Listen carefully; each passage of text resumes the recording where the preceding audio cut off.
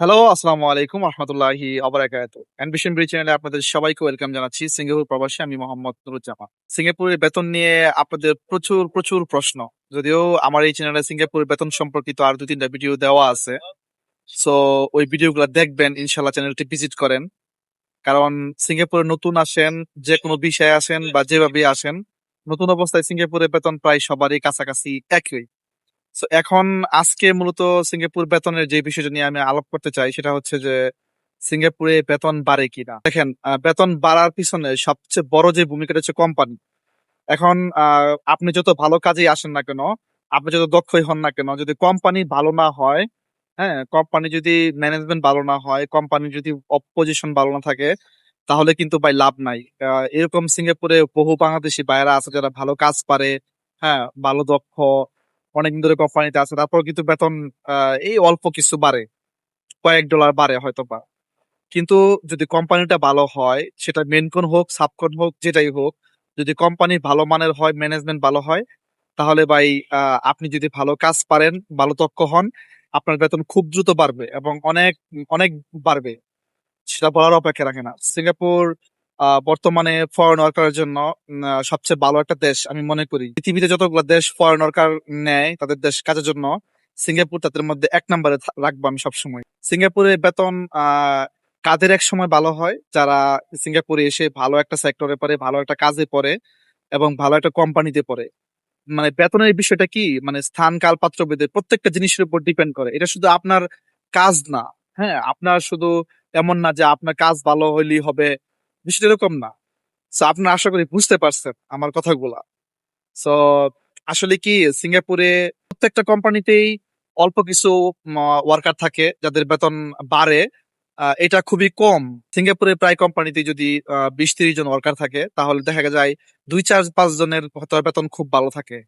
এটা কোম্পানি দেয়, এটা না দিলে তোর হবে না ভাই।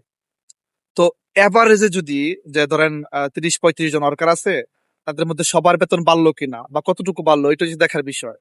হ্যাঁ, বাড়ে তা না, বাড়ে না যে তা না, প্রত্যেকটা কোম্পানি কম বেশি বাড়ায়, $১ $২ করে আপনাকে বাড়াবে।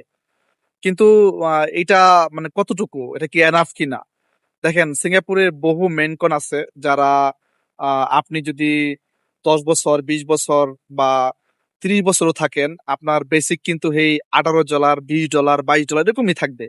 সিঙ্গাপুরে এরকম বহু কোম্পানি আছে, বড় বড় মেন কন্ট্রাক্টর, তারা $১ বেসিক বাড়ায় না। বুঝতে পারছেন? কিন্তু সব মেনকন একরকম না বা সব সাবকন একরকম না।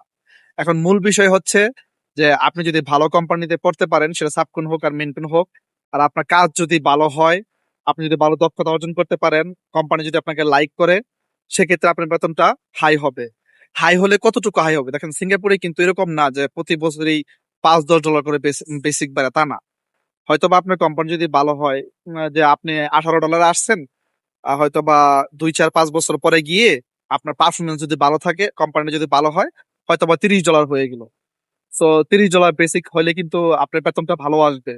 ২ ঘন্টা ওভার টাইম করলেও কিন্তু ভালো বেতন আসবে। বা অনেক কোম্পানি আছে ২, ৪, ৫ বছরের মধ্যে $৪০ বেসিক হয়ে যায়, অনেক বায়ার আছে। তবে এটা মানে স্পেশাল ক্ষেত্রে ভালো কোম্পানি। যেমন অনেক মেইনটেনেন্স কোম্পানি আছে বা অনেক ভালো ভালো ওয়ার্কশপ আছে, রেনোভেশন কোম্পানি আছে, যারা কোম্পানিতে যারা ভালো পারফরমেন্স করে, তাদের বেতন অনেক হাই করে দেয়। আপনি $18 আসছেন, দেখা গেল ৫ বছর পরে যায় আপনার বেসিক $৪০ হয়ে গেল। সো $৪০ বেসিক কিন্তু অনেক হাই। আপনি যদি ২, ৩ ঘন্টা করে ওভার টাইম করতে পারেন, সেক্ষেত্রে কিন্তু অনেক ভালো বেতন আসবে। সো ওভারঅল সিঙ্গাপুরে বেতন বাড়ে ভাই। সিঙ্গাপুরেও এক সময় আপনি যদি সিঙ্গাপুর আসেন, নতুন অবস্থায় এসে কাজ টাজ শিখেন এবং অনেকদিন থাকেন একটা কোম্পানিতে, হ্যাঁ, একটা কোম্পানিতে যদি অনেকদিন থাকেন বা কন্টিনিউ করেন, অবশ্যই আপনার বেতন ভালো হবে। সিঙ্গাপুর থেকেও কিন্তু আপনার মাসে ২ লাখ, $২.৫ লাখ, মানে অনেক মানুষই ইনকাম করতেছে। তবে সেই সংখ্যাটা কম। এখন এটা ডিপেন্ড করবে সব পরিস্থিতির উপর। তো সিঙ্গাপুরের এই কোন কোন বিষয়গুলো আপনারা জানতে চান, আমাকে কমেন্ট বক্সে জানাতে পারেন। তো সবাই ভালো থাকেন, সুস্থ থাকেন, নিরাপদে থাকেন। ধন্যবাদ সবাইকে।